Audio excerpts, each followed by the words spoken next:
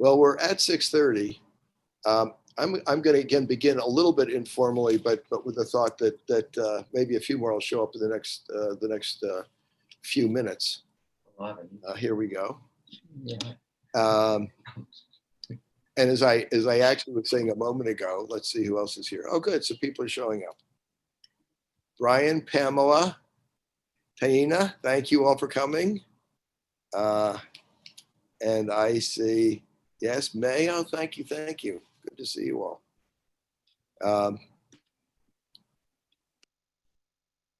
David, Jacqueline, thank you. Thank you.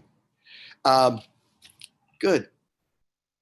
Well, back in college, you know, they used to start the classes like 7 minutes after the hour because that's, I guess, how long it took us to navigate to get there. But I am going to at least begin the conversation. And as you may have gathered, you know, my thought for this session is to do what we can, given the extraordinary circumstances we're under dealing with the challenges of COVID, to understand, get some insight into where things stand.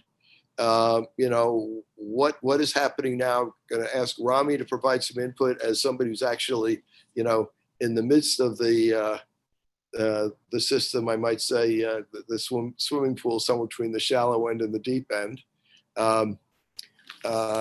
His father, Ophir Sigal, is you're a principal at your school, a principal at a school not in the Upper Manhattan, actually on Long Island, but can provide some insight and perspective in terms of what, you know, trying to navigate these challenges looks like from an administrative perspective. And I do have one or two others who may be showing up that can offer some other perspectives. So first is to understand where we stand. Second is to get input and conversation around what the particular issues, challenges, and concerns that people may have about what's going on now. And to the extent that we can actually identify this, and I don't know exactly what this would be, I'd like to think about what we can do as a community and community board to be supportive of our parents, you know, and students, and also our faculty and our administrators, because everyone's trying to navigate this situation, which is obviously, you know, new to all of us. I like to say that one of my longer suits is coming up with bad analogies. And so my bad analogy for what's going on is it's perhaps akin to being on the Titanic, hitting an iceberg, going underwater in a submarine, and then going upside down and trying to navigate, you know, icebergs and potholes. I know the analogy doesn't necessarily work very well, but at least it tries to convey the newness and the degree of challenges that we're trying to navigate that frankly, we can't expect people to be prepared for. At least other than what they might have come up with in the last, you know, 3, 6, 8 months, because we hadn't confronted this before. Having said that, I'm going to provide at least some comments that I've gotten. It's from a meeting that was held with the chancellor actually a couple of days ago, and some highlights that were recorded, just to give a little bit of a snapshot to the extent that's useful. Which is that 48% of the students are now doing blended learning. The rest are doing just remote.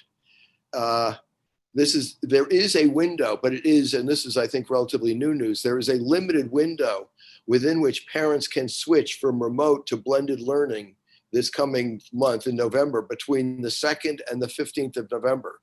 And that window, at one point, I think they had thought that they could perhaps have that window open over a longer period of time or even ongoingly.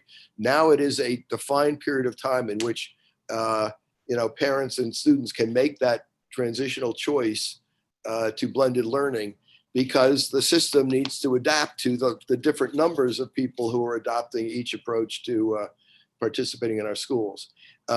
The Learning Bridges site are still ramping up. That is the site that deals with learning disabilities and special needs. So they're still working on trying to, you know, bring that site up to a strong and functional level. They're still working on ensuring that all rooms meet ventilation standards. They do have and have put in place a 30-day supply of PPE and cleaning supplies at all schools. There's a hotline for principals if they need to get more. Um, there was a statement that to me is a little bit ambiguous that all school buildings and child care centers have, quote, access, unquote, to nurses through health and hospitals. So I'm not assuming that's necessarily on site, but it is it is a resource that can be accessed as hopefully as needed. The chancellor and superintendents are doing some school visits unannounced to try to understand that health and safety guidelines are being adopted. There are a set of issues around testing that says this is testing around the virus, that students can get priority at most sites. They're now using not long swabs, but short ones, which apparently have less discomfort, and students and staff are reportedly able to get results in 48 hours.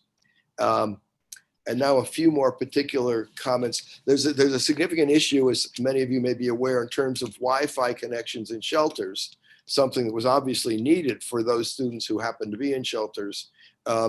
They're working on that. There's an issue with what phone services they're using and the quality of coverage, and they honestly say they're working on it, but Wi-Fi is still an issue. All buildings are expected to follow the same health and safety protocols. If someone comes across a situation that seems to violate appropriate protocols, there's a request that that be reported. In terms of grading systems, I don't have a lot of information, but it does say that the city and state commissioners have agreed that they would not have standardized tests this year. Apparently there's an issue as to whether the federal government will grant a waiver on that, which the federal government to date has not yet done. Let's see. In terms of devices, electronic devices that students may have and that may need upgrades, they simply say they're continuing to work on distributing devices. There's a shortage of devices worldwide, and schools need to be reminded to distribute all devices, not to keep them in-house. So that seems like an appropriate recommendation. Although it concerns me to some degree, because you would think that that message would have been well disseminated. There's also an issue in terms of, as more parents opt for blended learning, that there may well be a need for more teachers, and the Department of Education is working ongoingly to try to make available enough teachers to address that issue. And the last point I'm just going to mention is, given the scheduling issues for children's, there's a question of how students will get food, and they simply require or request that there be a report on anyone not getting food, that arrangements are being made at each school to make food available. So to the extent that's helpful, that's a bit of an update from the Chancellor's office in terms of what's going on, where the issues are, and what they're trying to work on. And I do want to say at the outset, I almost don't even know how to say this, but I do want to be sympathetic to the challenges that everyone's facing, students in particular, teachers in particular, families and parents in particular, and administrative staff in particular. Everybody is navigating what is obviously an extraordinarily difficult situation. And so my point of view is simply that our tone and our intent be to be as supportive as possible, not being bashful about putting issues on the table. That's totally appropriate and desirable. But that we at least in our tone try to be constructive. And having said that, I'm going to invite a member of our Youth and Education Committee, Rami Siegel, to give us just a personal snapshot of what his experience is in the system. And Rami, why don't you start by just mentioning the school you're at and the circumstance you're facing? Yeah, so my name is Rami Siegel. I'm a public member of the Youth and Ed Committee. I live on 78th Street in the district. And I go to the Clinton School. It's in Union Square, District 2 Public High School.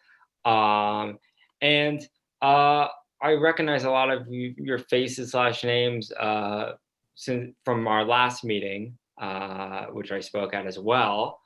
But if anyone remembers what I spoke about last time, just as a follow-up to that, not much has really changed in the past month or so.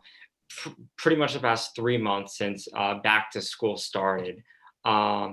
It is almost November, and so it's in theory that getting used to coming back to remote school has passed. there's supposedly a rhythm that is going on. There aren't a lot of the issues surrounding remote learning have theoretically been worked out, but in reality, none of that is true. Many students are still adjusting to remote learning. We're seeing teachers as well as students struggle on remote school and just like the mechanics surrounding remote school. We're seeing at my school not much of a policy shift from where we were at last year with an emergency pivot to remote learning. And so that has a few effects. So for instance, students are struggling, students' grades are falling. I've noticed a few of my friends who typically get straight A's who are saying like, hey, I failed this test. What like, are you struggling in the class too? And that is something I'm seeing across the board. And I'm involved with student government with my school, and we're also seeing that through student government is just a lack of outlets for students to vent or to just state what is going on with classes, what issues they're having, and then there's also students that are not being advocated for or not advocating for themselves. As Peter said, those who are less fortunate, those who do not have access to Wi-Fi, those whose DOE computer is not working very well, those who are struggling with in-person school, the hybrid approach, and who are having problems with just sitting in a classroom with the door locked for 6 hours a day, and we're seeing a lot of that, especially at my school. As I said in our last meeting, I'm a fully remote student. I haven't been to the building yet this year, and I don't really have plans to. Just this past week, the DOE stated that there's only going to be one other opportunity for students who initially signed up for blended learning to switch to for students who initially signed up for remote learning to switch to blended learning. If you signed up for blended learning in August when they first sent out that form, you can always switch to remote learning. There's no penalty, nothing surrounding that. But the effects of a decision such as that there's a short-term effect, which is that schools have to restructure their entire hybrid setup surrounding the number of kids that who initially signed up for remote and are now signing up for in-person, and that's going to happen sometime around November. And I don't know the exact data off the top of my head, but there's some estimates around Thanksgiving time, but I'm not sure about that statistic. But then there's also another effect of what is going to happen 3 months from that deadline, from when that form is due, and students who stuff comes up at home and their parents who were unemployed now get a new job and cannot have childcare at home. So what is going to happen for those kids who need to go to in-person school in 3 months, but don't have the option to do that? And so there's definitely a lot of aspects surrounding both hybrid approaches and a remote approach that have caused issues that are being overlooked by central DOE, because part of it is it's not their job to manage that. But then the other part of it is, what can a school do from a school perspective, or what can me as a student do, or me as a person who is in student government do to help those who are not being vocal or not being advocated for. So yeah, Peter, that's pretty much my update. I appreciate it. And I don't know even know if you can answer this question, but your intuitive sense, I'd be interested in at least a sort of a brief sense. Do you have any sense of the degree to which, at least at your level, and you're in 11th grade, there's a material difference, or how you might characterize or try to characterize the difference between what you're experiencing as a fully remote student and what the hybrid students are experiencing, which I think is leveraging the same technology, but I'm not sure. So right. So I can't answer this question in that. So it's a very school-based approach. So back, as I said in our 2 previous meetings, that it's really up to a school. So a school has to submit a plan to the DOE that says, hey, this is my safety plan. This has been approved by students, teachers, faculty, everyone, administration. That says, how are we going to keep students safe in the building? And the DOE put out 3 or 4 cookie cutter programs that a lot of schools adopted.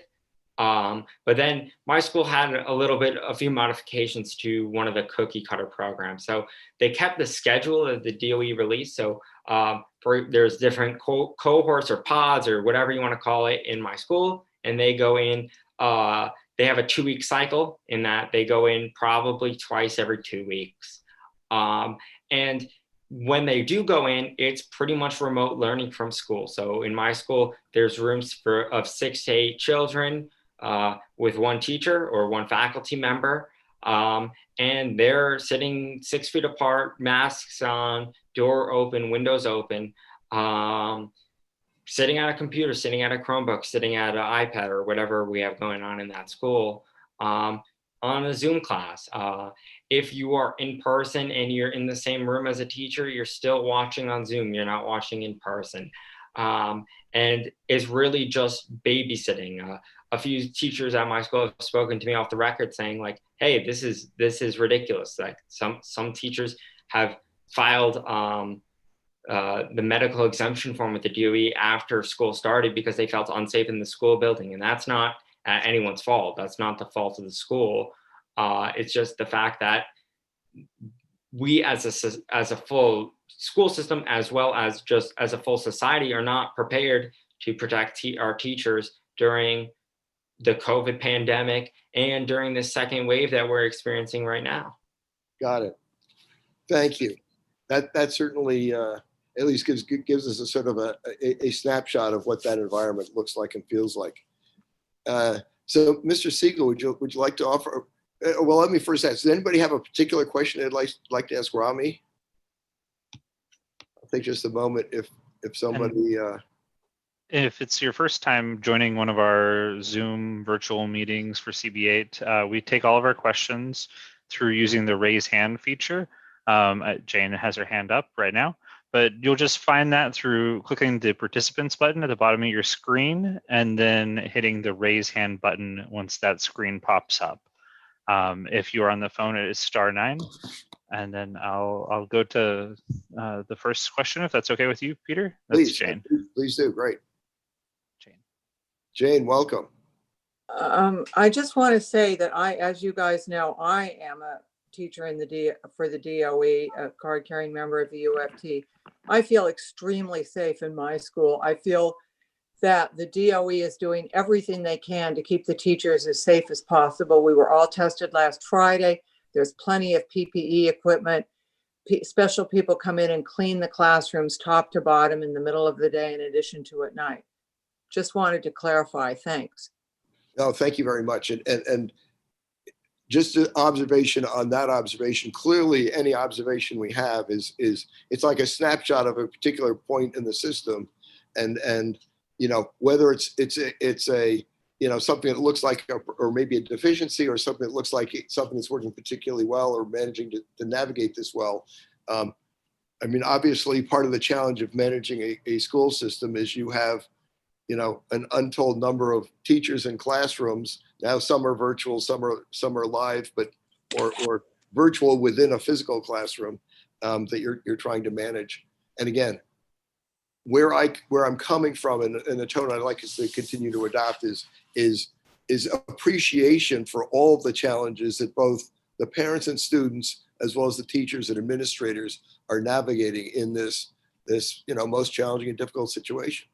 Having said that, Mr. Siegel, Ophir, would you like to give us a perspective of somebody trying to, you know, oversee the operation at a particular school?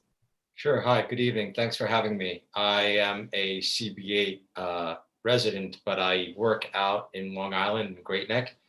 I'm actually a principal of a private school there. So we're running it a bit different than DOE, and we don't actually have to follow all the New York State regs as much as a DOE school might have to. Although we did have to submit a plan by August 15th to New York State stating what our opening plans were, just as every other school, public or private, had to do. So all summer long, I worked with my colleagues, a couple teachers and parents to set up a opening plan. I also have a board of trustees that I report to. As the principal, I report to a board of trustees, and they are essentially my boss. But I am my own boss at the school. So I open. We have a pre-K through 8, and I have about a little less than 800 students that I'm in charge of, with about 120, almost 130 staff members that I employ and run every day. It's been tiring. I don't know. I look tired. I'm looking at myself in the camera. I'm like, oh my God, that's me. I feel like one of those, presidents that when they start their term, they look young, like Abe Lincoln, and then 4 years later, they look like they've been through the ringer. That's how I feel, and it's not even been a year yet. I'm tired. It's exhausting. It's very, very exhausting. There's a lot of things that we're juggling. There's a lot of balls up in the air. As I think, Peter, you had said it earlier. We're juggling different policies from different people, meaning that we have Nassau County has a Department of Health. The New York State has a Department of Health. We have our own Committee of Health, which we've hired 2 medical doctors and a couple parents to help us navigate through some of the new policies that almost come out every day. And I think Rami said it pretty well, that the different policies for different schools, and they're cookie cutters, but we are able to make it our own when we have to. It hasn't been easy. We've overspent we overspent almost over $800,000 this year on our budget for PPE equipment. We have not socially distanced. We went the route of barriers. We bought polycarbonate barriers for each desk, which is sort of it's plexiglass, but you're not allowed to use plexiglass in classes anymore. Plexiglass is highly flammable. So we actually had to go for the more expensive polycarbonate stuff, which surrounds every student's desk. So they're in a clear cubicle almost. And it's pretty cumbersome and awful. And we have it for every desk in every classroom. And we have up to most classes. The biggest class I have is 22 kids in a first grade classroom. Every other class is smaller than that. Probably average class is about 17 students in a classroom with 2 teachers in every classroom. I have a main teacher and assistant teacher in every classroom. And then we've, because of the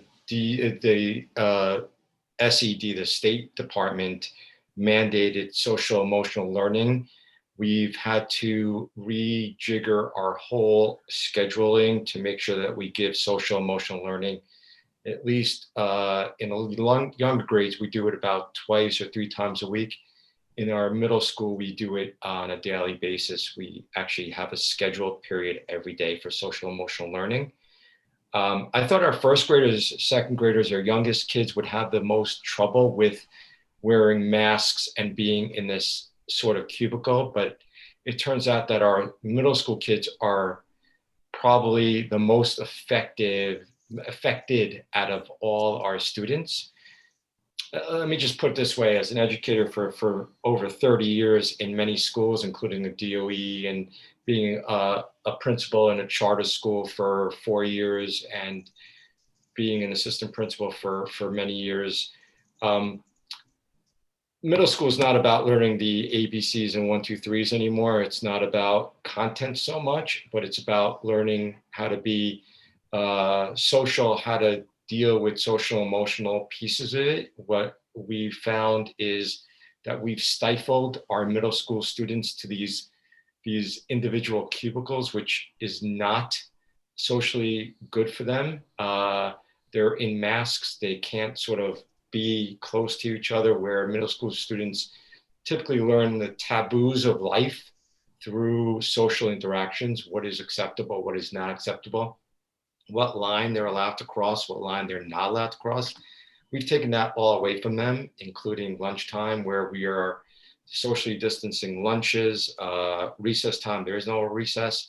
Phys ed is yoga or stand in place and kind of throw a ball around.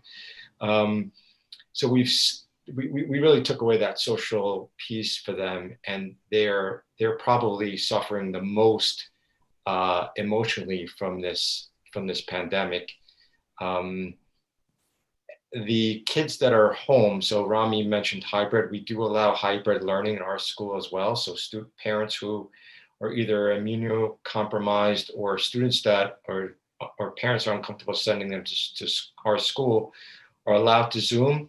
I will tell you that the teachers are having a very, very hard time teaching to 15 kids or 15 kids in front of them, and then 5 or 6 kids on a Zoom session behind them or in front of them. We have ad hoc technology. We have these webcams that are set up on computers or in the middle of the classroom, and then teachers are trying to make sure that they're reaching their students at home or reaching their students in these cubicles. So it's kind of a mixed bag, and it depends.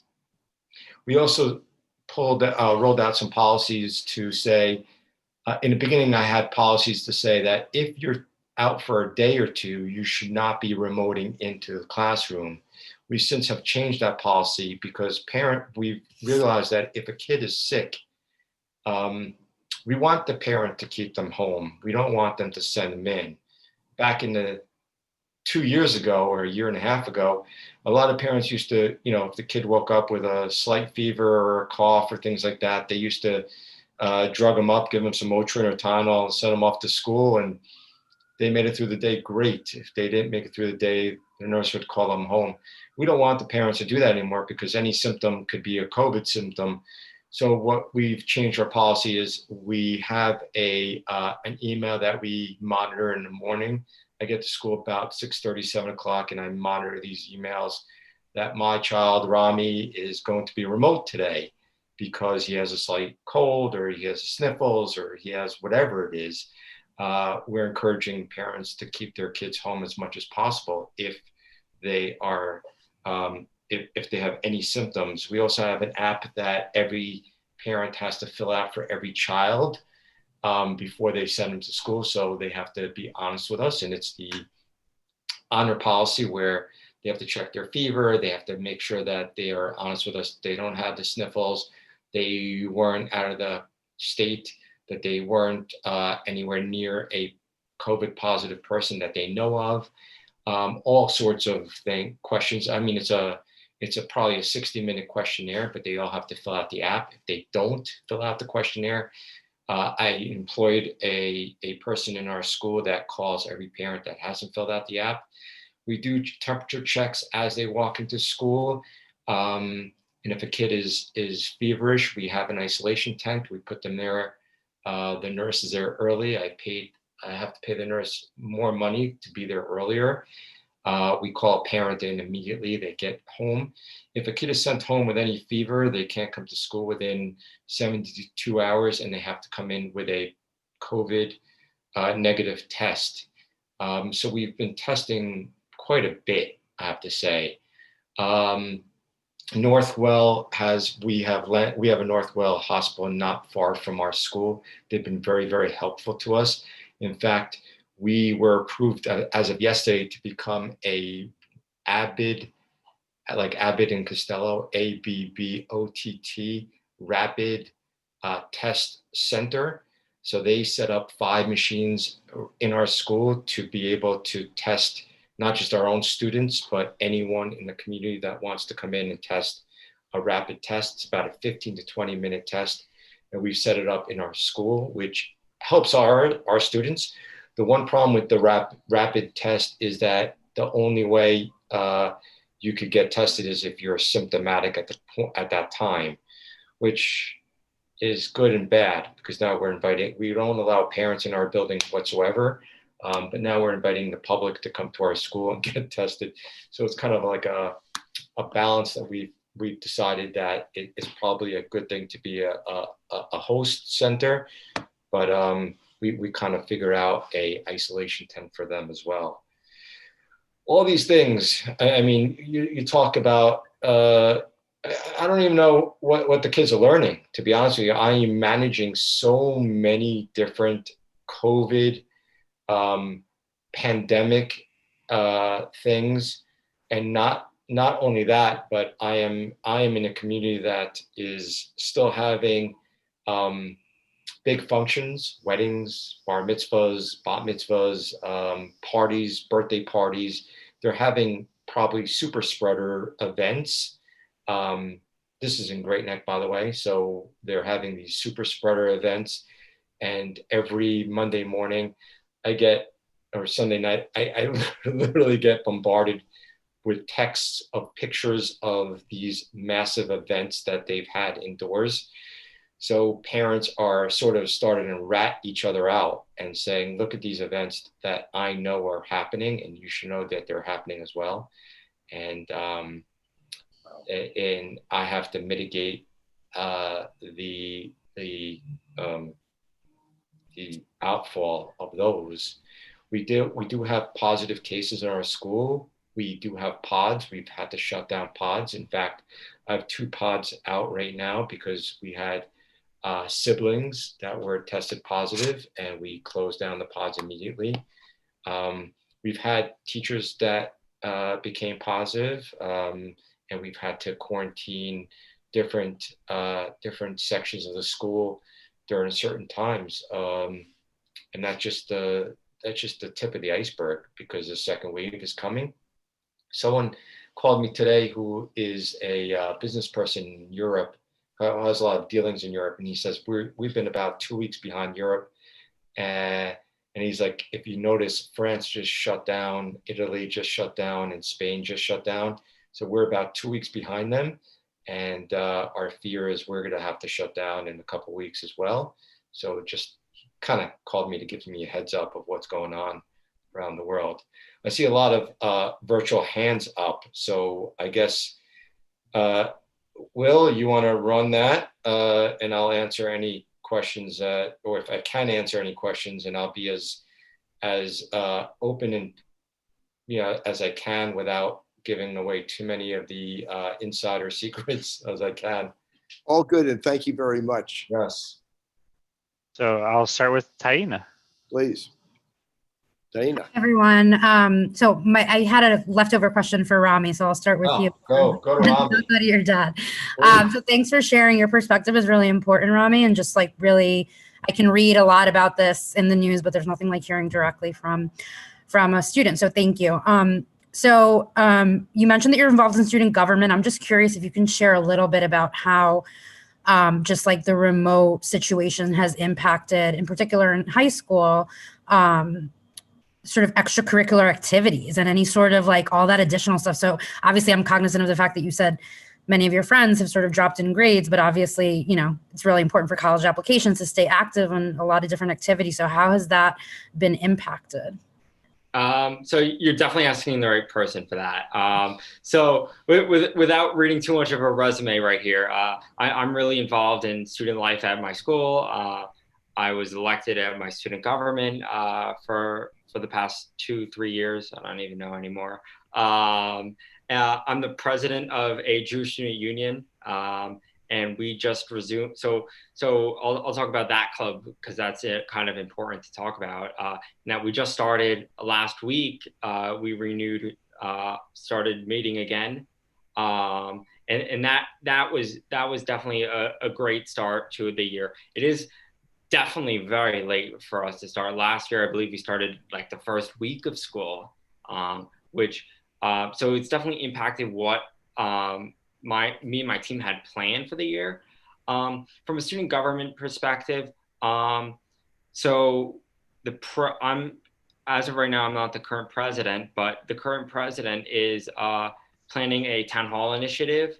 But as of right now, that's been delayed because of Halloween, because of course we have to do Halloween events, because I'm sure that's more important than the pandemic that's affecting us. But you never know. And then also, it's also adults around the world have lost jobs. There's very few jobs available for adults.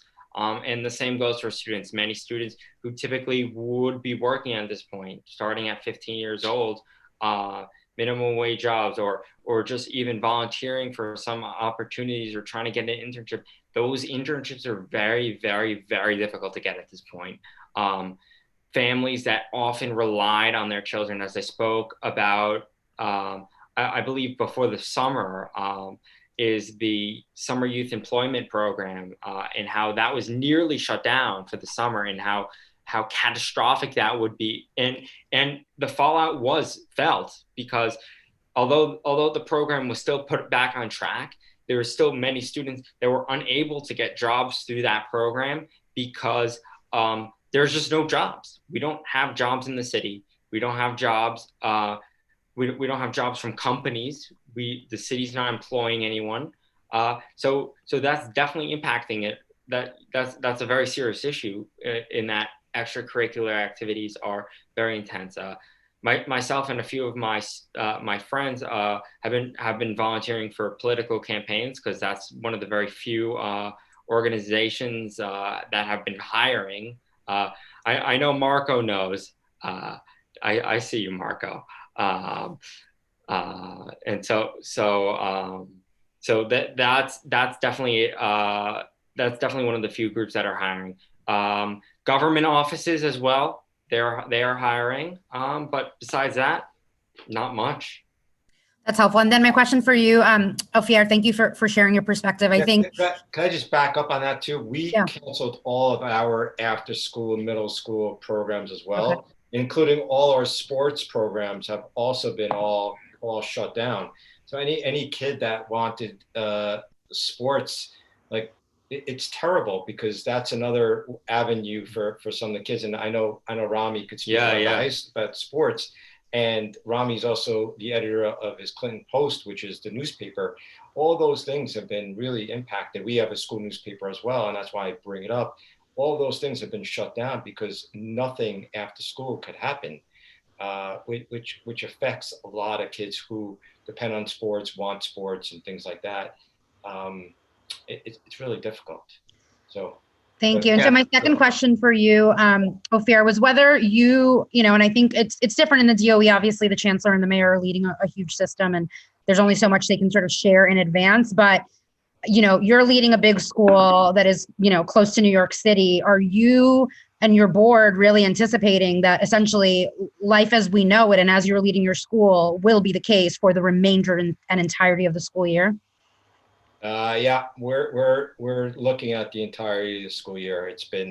We're looking, yes, we're not even thinking this year. We're thinking next year as well. That unless there's a real good opportunity for some vaccination, you're looking at fall 21 of it still being like this. I mean, that there are going to be people that are still, some people are immunocompromised or scared, and I'm in a private school. So you're talking tuition, and Rami said that we're losing jobs. A lot of our parents have requested tuition assistance. Now, our tuition assistance works very different, because parents who apply to our school in November, we actually just opened up November 1st is our application, the start of our application year, gearing up for applications. When you apply, at the time that you apply to our school, you ask for financial aid at that time. So last November, people that applied for our school, the COVID didn't exist until February, March in our place. So all those parents that had lost jobs were now scrambling to figure out how to pay tuition. We did put out a huge, bailout program for some parents who we knew that were really struggling, but there's only so much money we have in our endowment as well to be able to support that. So we're going to feel it for quite a while. We're going to feel it next year. Although our enrollment did climb this year, we had more kids this year than we've ever had. And the reason was because Great Neck Public Schools fumbled in March, April, and May during their remote learning series when we closed schools essentially. And back in March, they fumbled, Great Neck fumbled hard on their remote learning, which we didn't. We shut down 24 hours, and in 24 hours, I had the school back up remote learning fully for all 800 students, including our pre-K through 8th grade. And that was a huge, I mean, we asked Rami, I was up for about 72 hours in a row. I didn't sleep for 3 or 4 days, just making sure it all worked out. So they were impressed that we had a lot of applicants from Great Neck Public Schools come to us and say, well, you guys are doing such a great job doing remote learning. We want to be part of your school.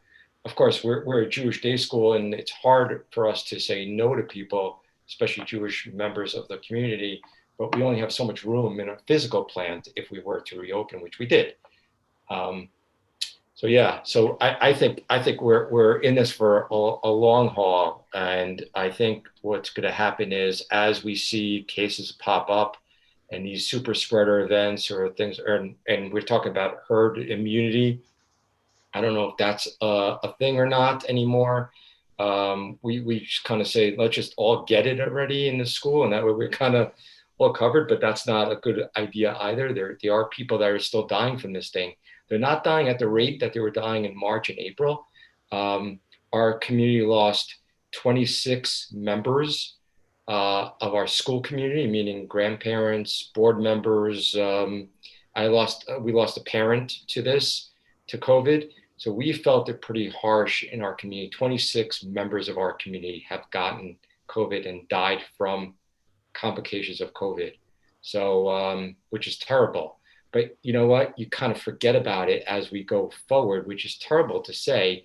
Those funerals, some of those funerals, which probably would have attracted probably close to 600 to 800, even 1,000 people. We lost some pretty heavy hitters in our community to COVID, which would have attracted a lot of people to their funerals. Actually, we only had 10 people, a Jewish minyan, that was allowed to go to their funerals, which was terrible, which was heartbreaking to these families or to these people.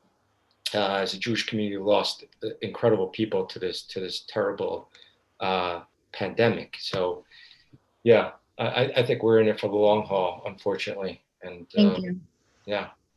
I'm going to offer one quick comment because you said something, Ophir, that struck home with me. I mean, I overinvested in academics, but I actually think, at least in recollection, and this is an amateur speaking, everybody, I think the two most important takeaways I took from secondary school, I mean, I went to a private school, but one was on the playing field, when you get knocked down to get back up. And I mean that absolutely literally. And the other was I was assistant editor of my school newspaper. And the best part of that and the most memorable was writing headlines. Yeah. But I now in my consulting, almost always I will ask somebody, well, do me a favor, give me the headline, and then we'll worry about the rest of the story. And which only to me underscores how important the out of classroom and extracurriculars are. And that one of the things I'd like us to think about ongoingly as a community is what we can do to support our schools. And maybe it will be in some fashion supporting, out of classroom extracurriculars. Now, next speaking, Alida. Thanks, Peter. Thanks, Will. Hi, thank you guys for being here. Aside from how much you look alike, for sharing all of your information and perspectives. So please forgive me because I may have missed something, but Mr. Siegel, could you just explain the super spreader events that are occurring on the weekends when you get all of the pictures on Monday? Oh, Peter, you must put that dog away. It's so distracting, although adorable. Too bad you can't do touching to the screen. But in any event, it is really cute.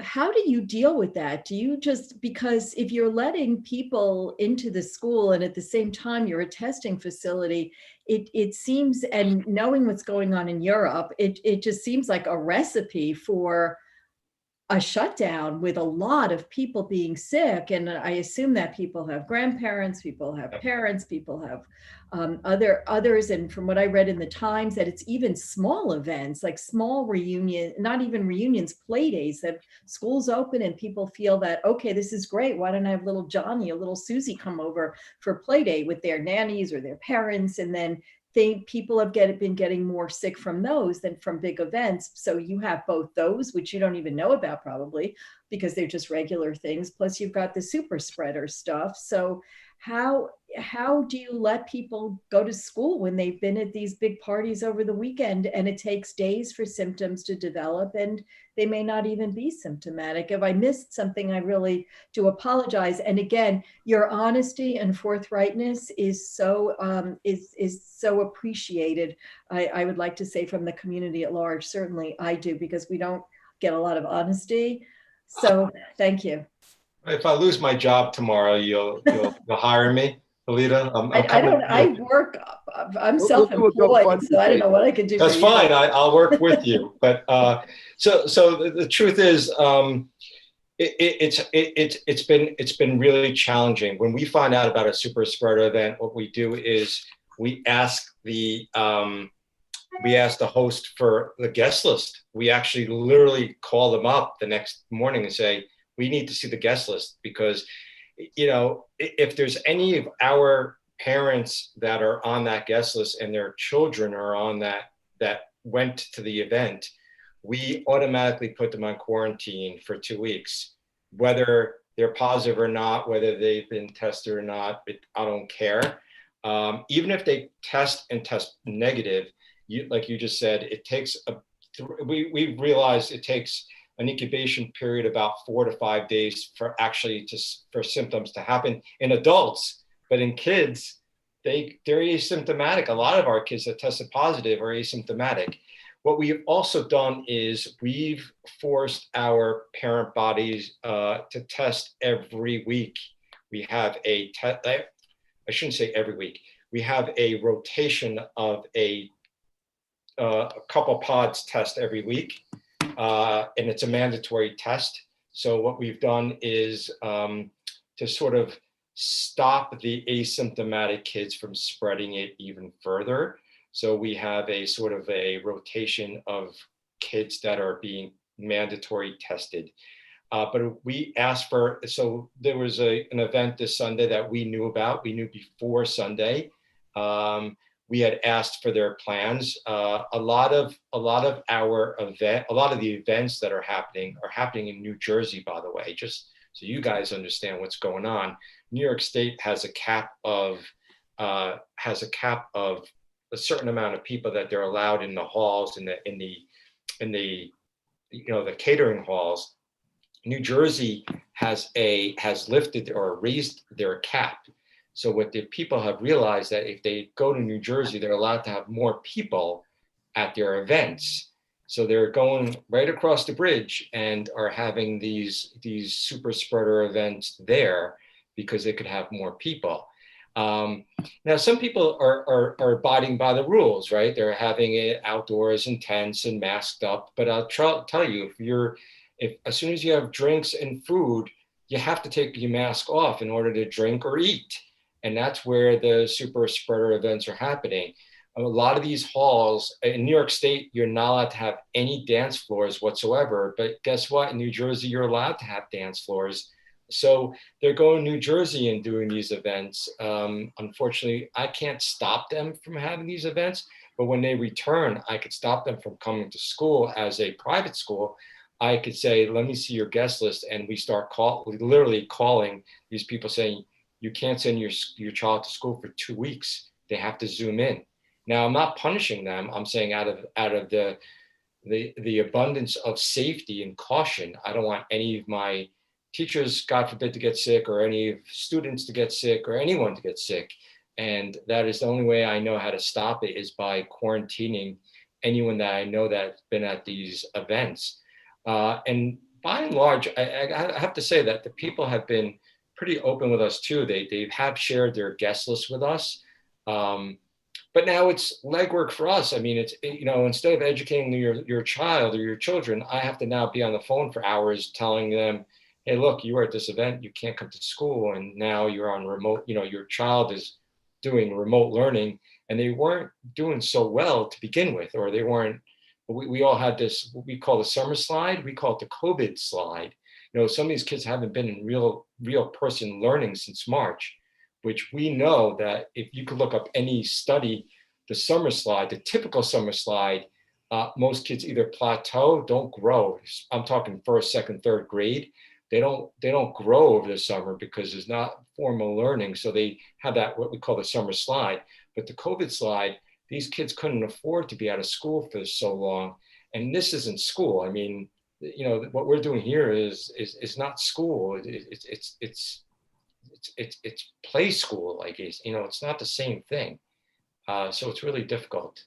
But yeah, that's what we're doing. So it's hard. It's a balancing act, and it's really hard to tell parents that are paying, you know, lots of money to send their kid to school and telling them, sorry, you went to a wedding, and I understand it was your uncle's wedding or your cousin's wedding or your brother's wedding, but you can't come to school for 2 weeks. But we've been doing a lot of that. Which is really, really troublesome and tough. We've had board members back us up, thankfully, but we've also had some board members have these super spreader events too. So it's kind of a difficult thing to balance and say to them, you know, as a board member, I expect you to be a role model or a leader in our community. And that hasn't happened as much as we'd like to happen, unfortunately. Well, you're definitely working a fine line, and it's a very tough job. Yeah. You not to tell you what to do or make any suggestions, although this is kind of a suggestion you may want to think based on your parent buddy's approach to have programs on vaccines and how necessary they are and why people should take them when they do. And also it's not a substitute definitely for what you're doing in terms of quarantining students who have been to these events or whose parents have been to these events. But New York State has a new contact tracing app. Yep. So maybe that's worth looking into. We're doing actually for a little self-promotion. CB8 is doing a program on that on November 9th. So you can get some information. It could be useful for what you're doing. Although again, we've done these programs and they say that it takes 14 days. That's why it's 14 days, because symptoms may not show up till day 11. That's right. Yeah, right. So we've actually the DOH, because we had like a mini hotspot in one of our clusters. The DOH have given us a direct link to the app, the contact tracing app. We've not forced, but we have almost mandated every parent to do it.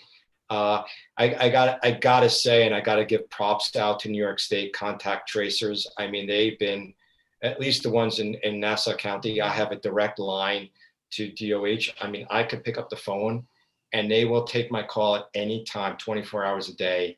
And all I have to do is pick up the phone and I have a direct line to them.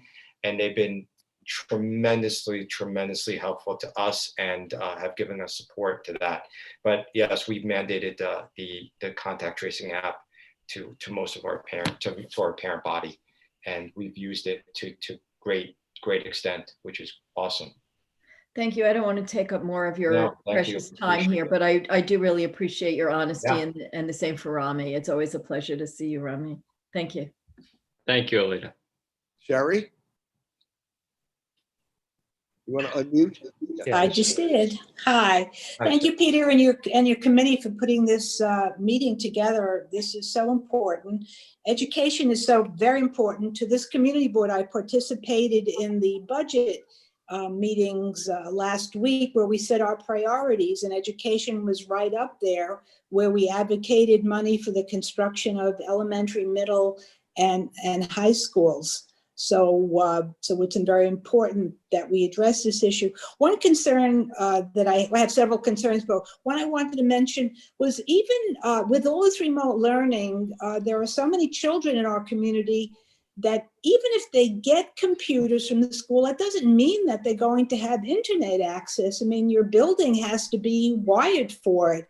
So going to throw on the table a suggestion that perhaps the schools should have centers where they have the kids come in with internet, where they can come and be socially distanced, but still have the ability to use computers and have the access, because even if you have a computer, if you don't have internet, it can't work. And then, as you were saying, Mrs. Sickle, about the pods in the suburbs, they've set up pods for kids to be able to interact, and perhaps that's something we should be fostering in our community, where people can set up pods with a teacher and can work together. Because I'm really concerned that we're going to lose this whole generation of kids. I mean, not only the academic aspect of it, but also the social aspect, as you said, without having all the after school activities. And that's kind of my question for Sophia, and actually Jane, because you're an educator too. Do you see, in addition to the loss of the year, and perhaps that an idea I know has been floated that we should require kids to take the year again, but this lack of interaction and growth, as you talk about, I hadn't heard the term the COVID slide, but that's certainly a good one. And I would be curious, as you said, Jane and Sophia, do you see that as an issue as big as not having the academic, discipline that we're talking about? Curious, as educators, what you think of that. I'm very concerned about this COVID slide. We tested all our kindergarten, first, second, and third graders already. Well, we did the whole school already, but we Fontes and Pinnell tested them, which is the standardized test to figure out the children's reading abilities. Like I said, in a typical year, you expect a little bit of a slide. You expect some of it, especially if there's kids that are. And most of these kids are going to camp or doing outside events, or don't have, or kids. And when I worked in a city, we had kids that didn't have access to books, and their parents were working when they were in daycare centers or wherever it is, and didn't have access to actual physical books. We saw slides, especially in the unfortunately, the poorer communities, and you saw that happening every summer, and depends on the individual. But we saw even in our own community, and just because we're a wealthy community, they have the same issues that any community would have. But the COVID slide, I'm calling it the COVID slide, is really big, and I'm really concerned. I too, Shari, am concerned about this lost generation, this COVID slide generation, that it's going to take us a couple of years to catch these kids up to where we want them to be and what we need them to be. And the more they slide, the harder it is to get them caught up, because we're just running like on a hamster wheel. I feel like we're running on a hamster wheel kind of thing, just trying to keep up to what we need to do. And then the more they're quarantined and get kicked out of school or a hybrid, right? So let's talk about the DOE hybrid situation, where kids only go to school twice a week in real life, and then the other time they're at home doing Zoom. Right, and adding on to his point, that and to your point, Shari, is this pod thing is that the way my school works is that the pods are 6 to 8 kids with a teacher, and that's part of my school safety program.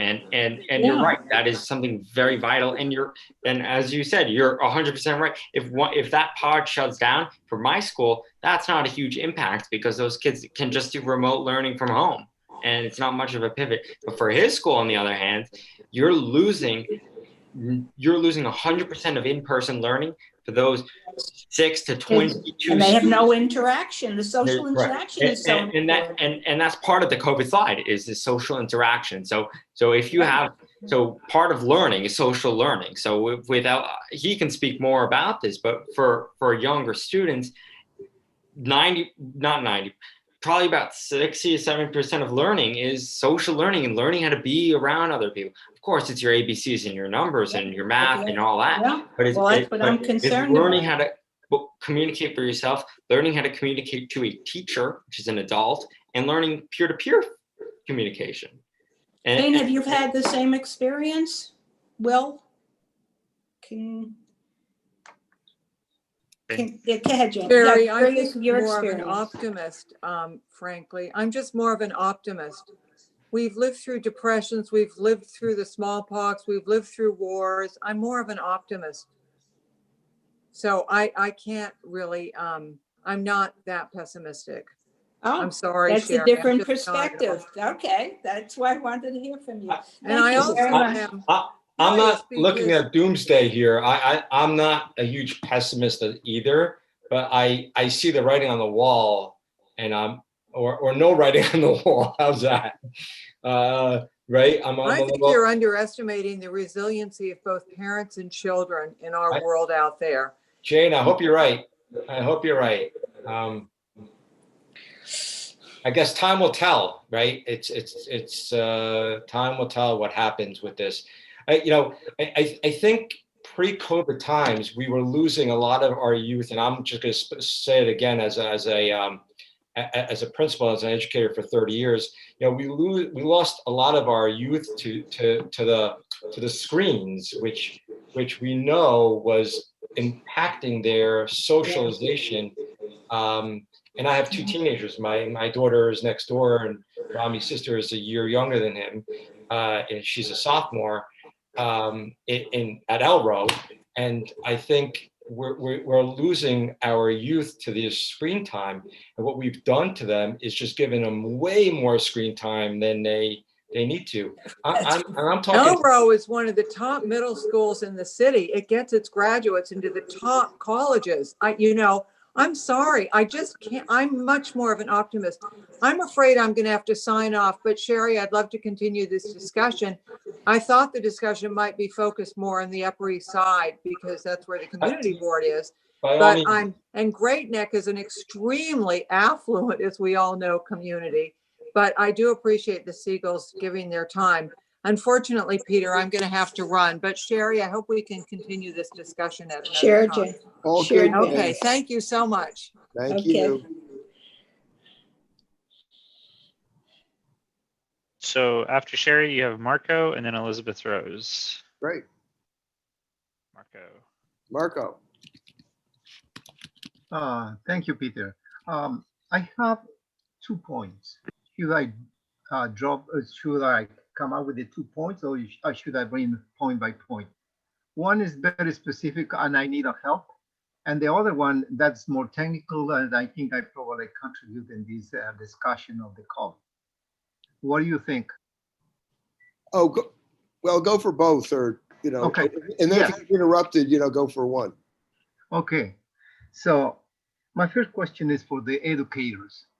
Jen just left. I'm happy to hear that. But we have Mr. Siegel and you have Peter.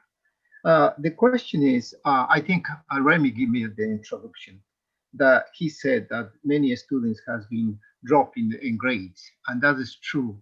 And I need really a lot of help. I just learned my goddaughter has problems in dropping the grades. So the question is, especially the private schools, she's in a private school in the Upper East Side, what are they doing with respect to tutoring, especially the students that are failing? And I need, because my goddaughter the mother is sick in the hospital, and the parent has to work two jobs in order to get satisfy their income that they need. That's basically the question, the first point.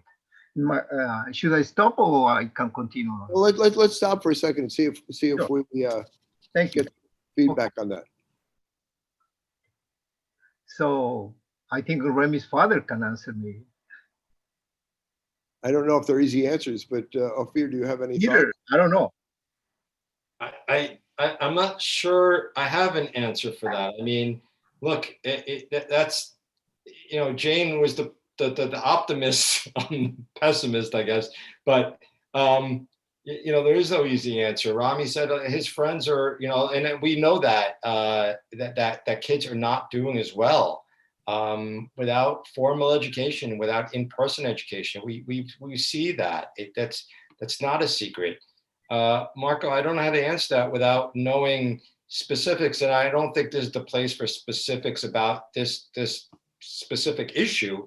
One of the things is I'm getting a lot of calls from parents who are in a very similar situation where they're like working parents. They have to go to work and their kid is at home and is not doing well on remote learning or hybrid learning or what have you. And one of the things I suggest is peer tutors, get their friends to sit down with them in the evening. I know like I said, Rami does it. We actually have a program in our school. I was never really involved with it just because I never found the time, but a few of my friends are involved with the program. And because we're very fortunate to have a high school and a middle school, in that the middle school students really do look up to the high school students. And we were seeing this pre-COVID. It was definitely always an interesting thing to see is collaboration. And the assistant principal at my school is that is part of his teaching / administration philosophy is that. Speak more about what you're talking about. So what I think he's saying is they have a peer sort of tutoring program. A peer-to-peer. Peer-to-peer. So like I get partnered up with a 6th grader and I teach them math. And that is very valuable, especially in these times. I actually did attend a meeting back in March, February when we first pivoted. And that was a very different experience than seeing that in person because over Zoom it's hard, it is awkward. If you've ever been in a one-on-one Zoom conversation, it is very different than having a one-on-one phone conversation or a one-on-one in-person conversation, especially with things as sensitive as math, which is extraordinarily hard to teach on Zoom because it's very visual learning, lots of symbols, lots of numbers that you have to see with your eyes, and a lot of times teachers are not set up with the technology or the skill set to be able to teach that. One last thing I would add is things I recommend besides peer-to-peer, and depends what age we're talking about, but for some of the younger kids, I know this is against screen time, but there have been some really great, Khan Academy has really come up with, first of all, it's free.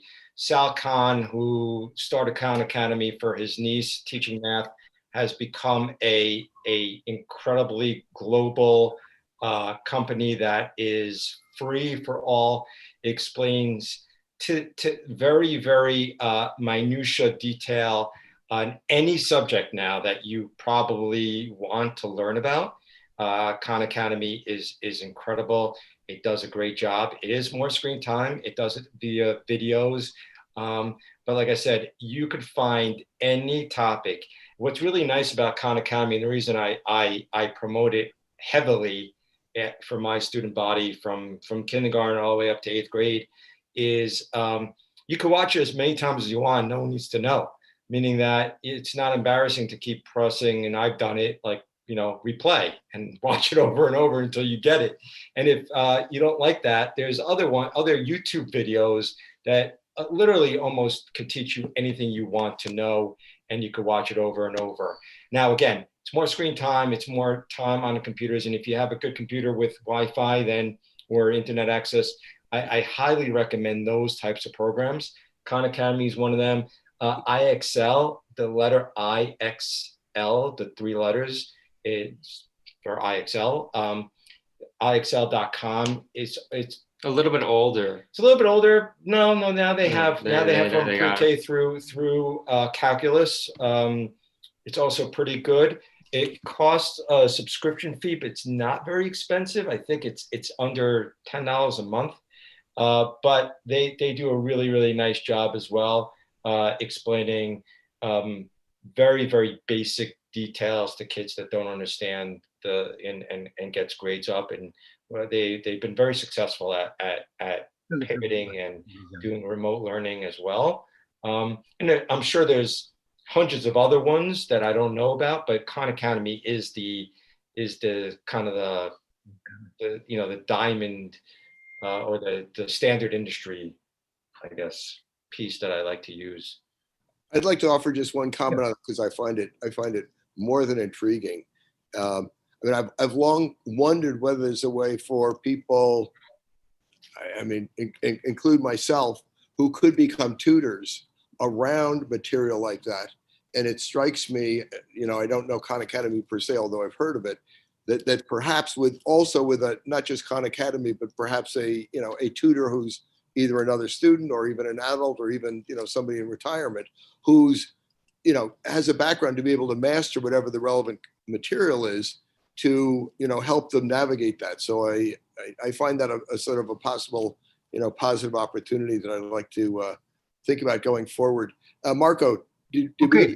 The second part, that's I think I feel more confident in the second part, which basically I'm talking about the polymers and dividers.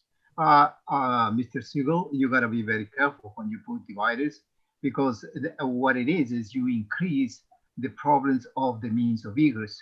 The longer do you make it, the less you are in compliance with the means of egress, and then you create other problems. You resolve the COVID, but you create other problems.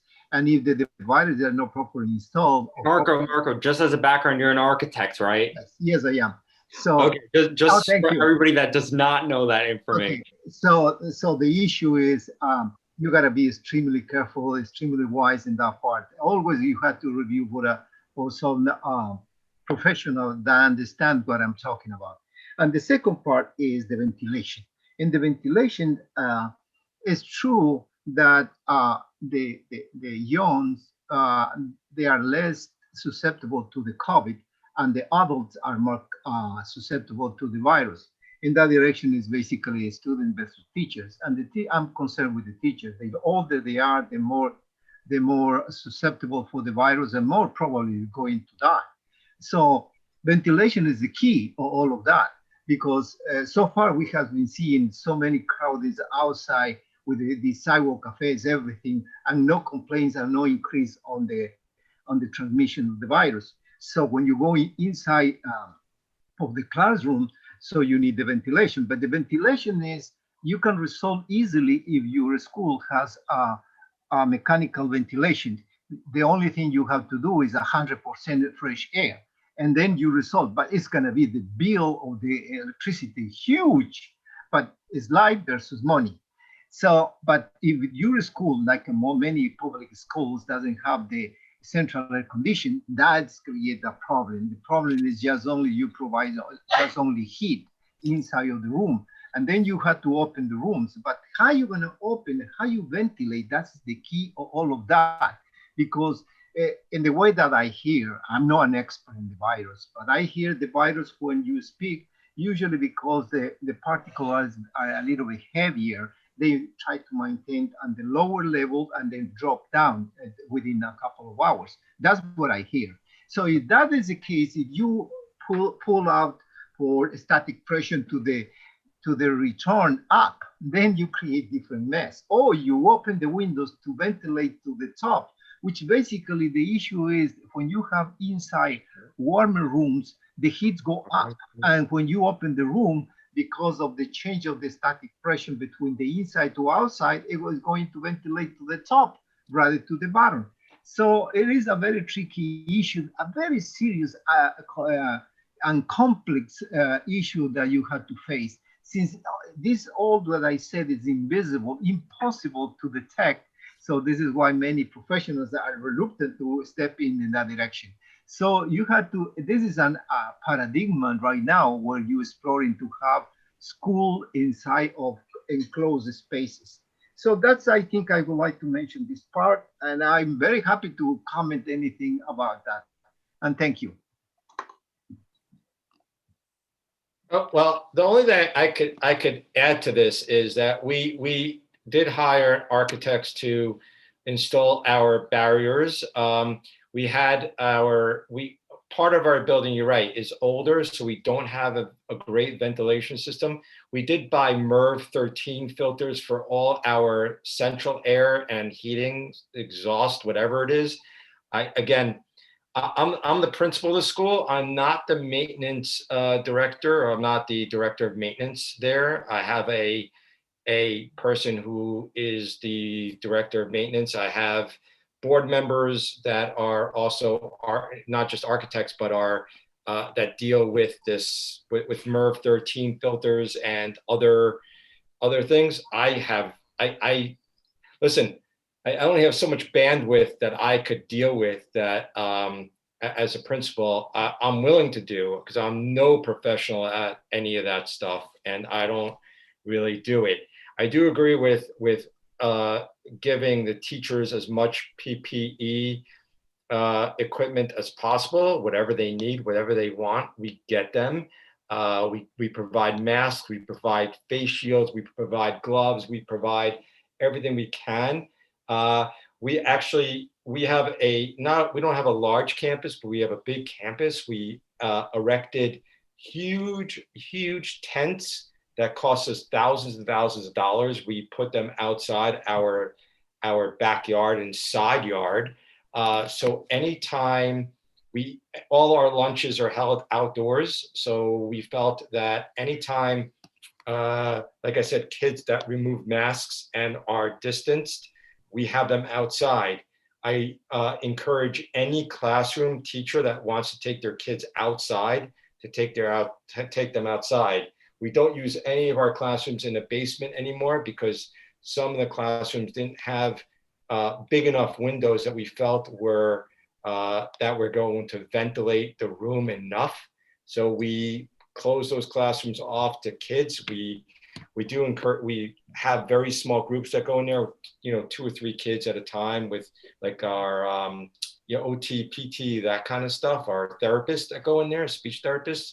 But no large classes go down there. We had our art room down there, our computer room down there, our science labs down there. Everything's upstairs now. No one goes downstairs. Our library's closed. We shut the library down because, again, it wasn't a well-ventilated area. So we did all those things that we felt we could kind of manage and support.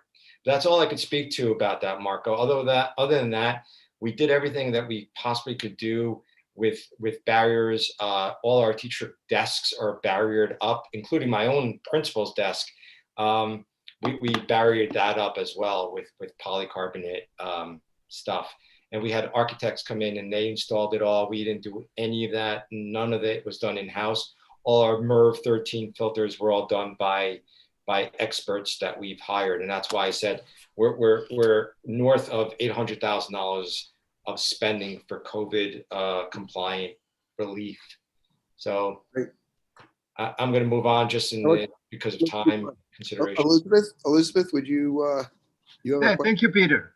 Thank you, Marco. Thank you. Peter knew that I was not going to be able to join from the beginning of this meeting, and so I apologize if the questions I ask are things that have already been covered. Mr. Siegel, if you are still there, I'm taking advantage of your experience and your knowledge in your community. I think one of the things that is very challenging for all of us in New York City is to understand the behavior of communities and groups who choose not to, or who choose to continue to have large events, who choose to not wear masks, who choose to have these celebration events and attend celebration events that without the level of care and social distancing and mask wearing that I think, everybody on this community board thinks of as, mandatory for good citizenship. Can you help us with the mindset of communities that don't? Because I think that is a gulf and a challenge for all of us.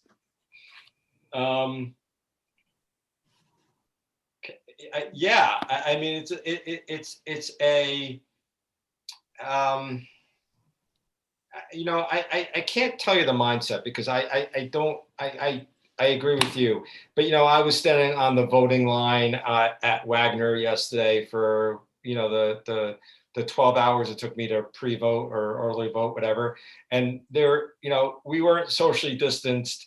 We weren't, some people weren't properly masked. They wore, you know, on, you know, chin diapers. Yeah, I see a lot below the nose these days. Right, a lot of below the nose or chin diapers, we call them. But, you know, you see a lot of that kind of stuff, even in our own community. I don't know what the mindset is. I don't. I think people think, and this is my own opinion. I think what we're seeing is less people are dying, literally dying, as they were back in March and April. In March and April, if you remember, we had a field hospital in Central Park.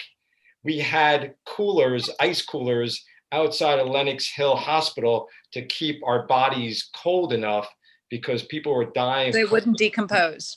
Correct. Yeah, the military sent a boat to Manhattan. We had a boat pull up to Manhattan Island because we didn't have enough hospital beds, right?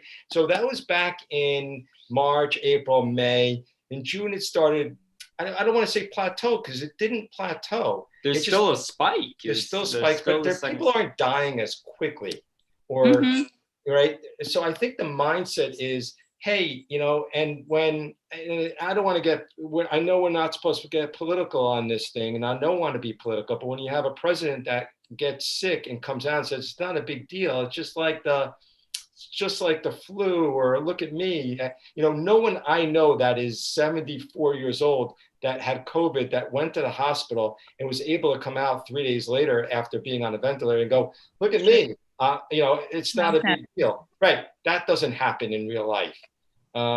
So I think, and a lot of my community members in Great Neck and some community members here who are non-believers of this, or think this is a hoax, or are thinking that this isn't as bad as it really is. I think that's their mindset. I can't speak for everyone. I can only speak for what you're saying. Yeah. All right. So Marco, I just want to address your question about your goddaughter very briefly. Anything that you can do to get her to read a book. That is probably the single most impactful thing that you can do. Right. If you can agree that you will read the same book and have a phone conversation every day or every week. I think, you know, there's reason to be optimistic, as Jane is, about the kids who are already on grade level. They are already engaged in their learning. They come from families where the focus on education is fairly strong, and parents are engaging their kids in those kinds of conversations. I am deeply pessimistic about the families where the children don't have access to the Wi-Fi. The parents are unable to engage with their children around learning, and are unable to impart just a love of reading. If you can get her to read, I will be optimistic about her. That's great. All right, moving on. Yeah, I really do appreciate your input, Elizabeth. That was really that was something we both should have said or earlier in the meeting. Yes. Earlier in the meeting. Read. Just read. Whatever it is. Read Remember anything. the old commercials. Reading is fundamental. Yeah. The old commercials. We're gonna move on. We're running a little short on time. So go ahead. Jacqueline Swallow. Jacqueline. Your question or comment? Hi. I actually work for the New York Public Library at the 67th Street Library in this district. And the library has tons of resources available for students. We have free homework help, free tutoring. The libraries are open throughout the city. We have 50 locations open where you can place books on hold, come in and pick them up. We have virtual story times. We have virtual after school activities. Check out nypl.org. There's so much on there, and any students that are having trouble, promote that site with them. It's gonna help them. The library is still here to support all the city residents, and especially the kids who are trying to learn in this unprecedented learning environment. We are here and we want to help. So get in touch with your local library, get in touch with your librarians, the children's librarians, the YA librarians. They are all there and they are anxious to help you in any way they can, in any format you need, well, except for in person, because we are still very virtual, but please get in touch with us. We are here for you to support you. Jacqueline, thank you. Thank you so much for that. I really appreciate it. And I'm going to want to underscore that at every session going forward. So thank you for that. Yeah, we somebody from my library should be trying to attend these youth meetings from now on. So it'll be either myself or one of our other youth librarians. Terrific. Lisa. Lisa, can you unmute yourself? There we go. Hi, my name is Lisa. It's my first time attending one of these meetings. Thank you for all of your insight. Thank you for doing this. My son is an 8th grader at Wagner Middle School. He is hybrid. The principal there has done a fabulous job with the 1,500 students that she has to manage to have actual learning. They are pretty short-staffed, so there is not a lot of synchronous learning. It is disappointing. He's in 2 Regions classes, and I don't know what's going to happen if he's going to be capable of taking the Regions with the limited learning. But just some reference from Marco, he has a group of friends that they meet during the periods where there's no work, and they review concepts with each other. So they teach each other concepts in the algebra that they're learning to help each other through this. So I just wanted to give that reference. And I thought that was really great. He started that group with his friends back in the spring when the remote learning was a mess, but now it's much more organized.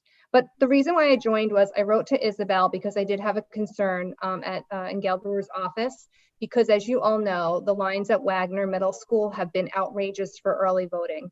I mean, hundreds and hundreds of people during the school day are standing and entering that school. I did not understand what it meant when the principal and the PTA had reached out to us to try to stop early voting at middle school. I didn't know what it meant until I went to walk my dog at 7:30 in the morning before my son had to be there. And there were literally hundreds of adults, as Rami's dad mentioned, no social distancing, no masks, and the children had to walk through those lines to get to school, and the staff was out on the street trying to help students get into school. And the reason why I'm attending this meeting is to ask, how do we, in the time where not only is there a global pandemic, but we have to worry about the safety of our children, how do we address this? Because early voting does not need to be at Wagner Middle School. Park Avenue, Armory is completely empty. Lisa, I can actually speak on this. So from both a student perspective and a political perspective. So for one, so my school is in Union Square, and it's a brand new building, 5 years old. I think this is year 5, and it is ADA accessible. So Wagner Middle School is one of the few schools in New York, Manhattan, that is ADA accessible. And I did extensive research on this for my school when my student government was brought with concerns, the same concerns you were having in 2019 when early voting first started. The numbers from early voting 2019 were 8,000 on day 1 across all 5 boroughs. On last Saturday, day 1 of early voting, there was over almost 100,000 people voted across all 5 boroughs. That is, I don't know the math off the top. That's like a 12 times the record from the first time it's happened. So what so that part of why Wagner is selected as a site is because it's Americans with Disabilities Act accessible. Now Wagner is one of 6 schools in Manhattan that is ADA accessible. My school was not selected as an early voting site for this year because they diverted them to another location in Battery Park. So if you live on 15th Street, you are voting in Battery Park this year, which is outrageous. But so Wagner is also very special because it is the number one most voters assigned to Wagner Middle School in all of New York State. So 118,000 people are assigned to vote at Wagner Middle School for early voting and election day.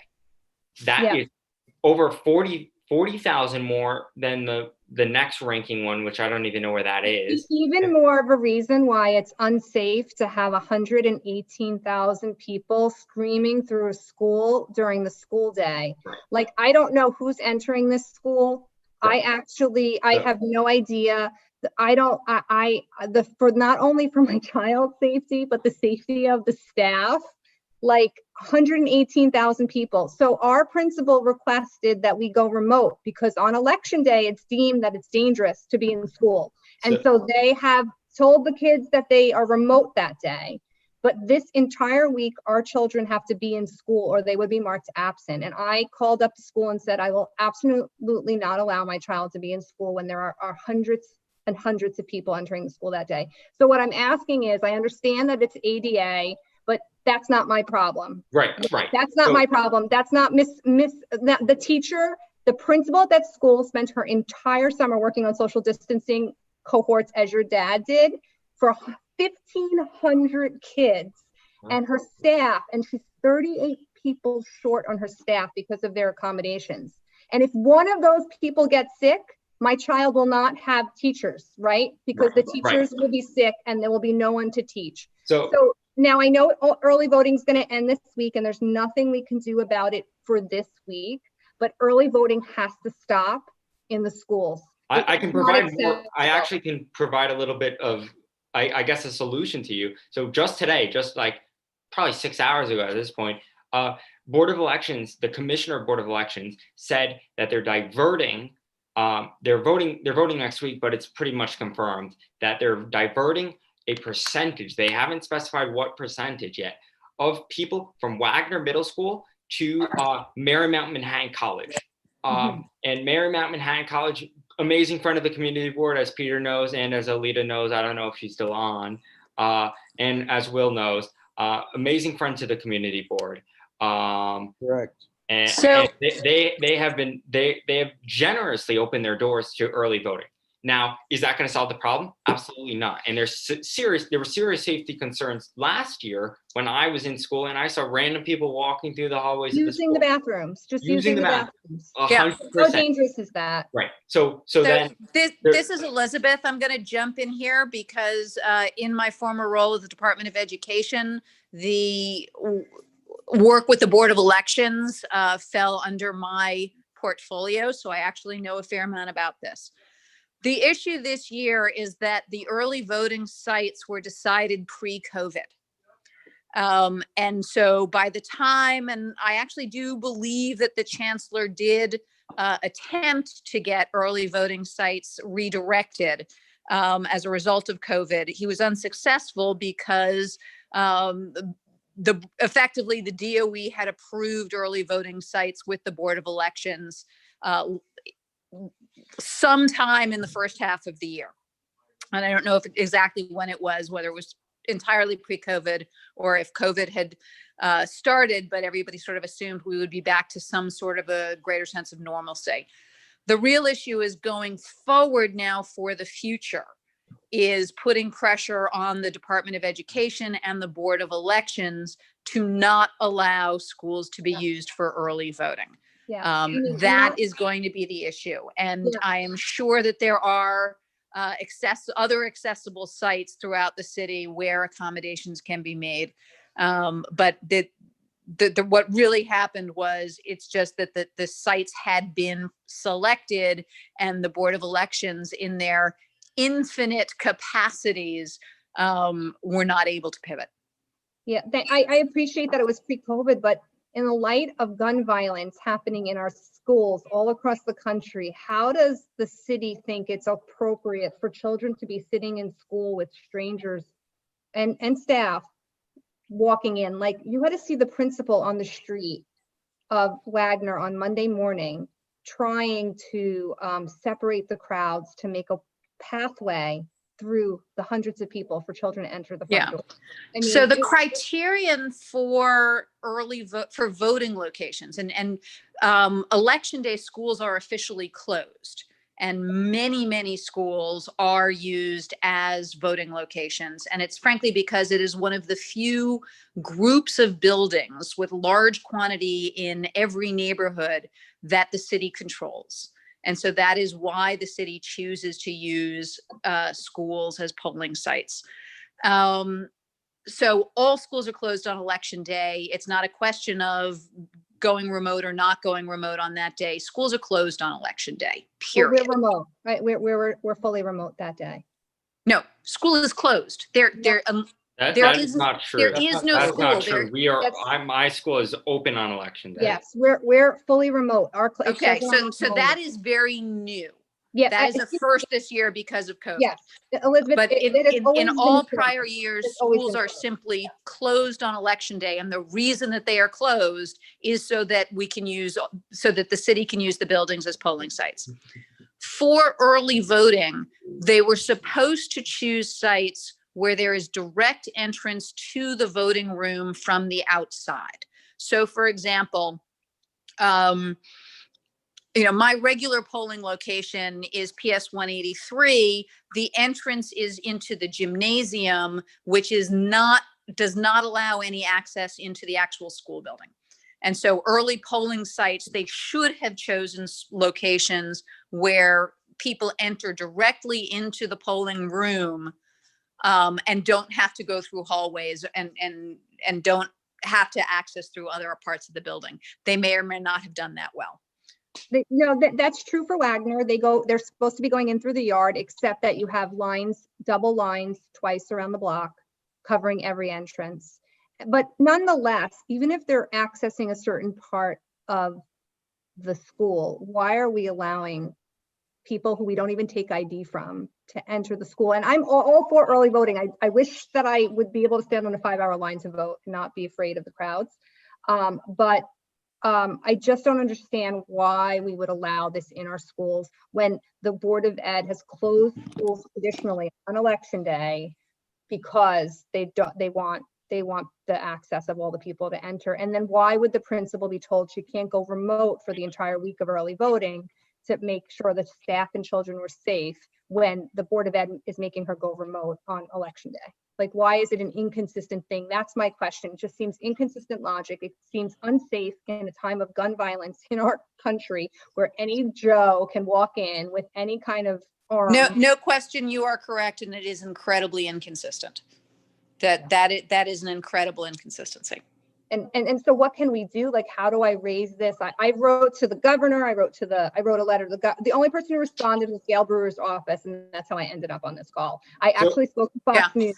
No, I think you as a parent, and this is coming from my former life at the DOE, you as a parent should make the choices of what is responsible to do for your child. And if they count that as an absence, you should write a letter and make sure it is in the student's file. And the reality is, at this point, attendance is not going to be used for high school admissions. I don't know what announcements they are making or have made about high school admissions, but I cannot imagine under the circumstances that they're going to allow any high school to use attendance this year in a high school admission process. So that is your only risk of being marked absent for a day. Yeah, no, it's not that. It's really just going forward. Like, Wagner doesn't want to be on an early polling site. She has 1,500 kids in that school daily. Yeah. When it goes back to being no COVID, God willing, soon, that, when we have the Democratic primary elections and early voting for the mayor, our kids are going to be in the middle of that too. And I don't know how contested those elections. Start putting pressure on the DOE and the Board of Elections now so that you would not be an early voting site in the primary. And who do I talk to? Lisa, let me make a couple of comments. First of all, You write to the chancellor. You do a massive group effort to the chancellor directly. Nobody else is important enough to have an impact. You do it to the chancellor, you copy Gail Brewer, you copy the mayor's office. Okay. And I was going to add the comment. Listen, I both get the frustration, which is appropriate, bordering, I don't know if I want to use the word anger, but anger would be understandable because of the risks that you're pointing to. I will say this, the best ally that I've experienced in anything that I've done in the city is Gail Brewer, because she will go right to the responsible party. And actually just today, I saw a letter from a student, I believe it was a student at Wagner, I think in 8th grade, exactly on this point. It was an extremely articulate letter that came, had been presented to Gail Brewer, and I'm sure presented to DOE. So I will make this point in terms of our follow-up requests, of Isabel and Gail Brewer. I'd be happy if you care to forward a letter to either the CB8 board or to me personally. My name's Peter Patch. It's peterpatch@aol.com. And I will both forward that and do my best to follow up with Isabel and Gail Brewer to press that point. Thank you. I appreciate very much for you hearing me out, and I know Wagner Middle School will as well. I appreciate that, and thank you for representing our interests on the Upper East Side. And thank you for speaking up. We can't do it without people like you taking action and taking a stand. I think we're just about complete. We're a little bit after. I had planned to complete by 8 o'clock. If there's a burning share, I would entertain it. Otherwise, I really want to thank Rami and Ophir, both of you, for essentially being our hosts in our panel of this session, because I think we've been able to at least surface some things. And I'm going to resist saying I see light in the tunnel, but I do see some positive possibilities out of this conversation. And that's certainly part of what I'm looking for. And I want to thank people like you, Lisa, who are willing to stand up and express your concern, intense concern. I'm trying to, modify my language, but it's totally justified. And I think this is what the community board should be here for. So I want to do what I can to support your totally appropriate request. And I'll thank you all for participating. Have a good night. Be well, and feel free to email me or communicate with the community board any issues that you want followed up. And I will do everything I can to follow up with Isabel and Gail Brewer, who I think is one of our great public servants.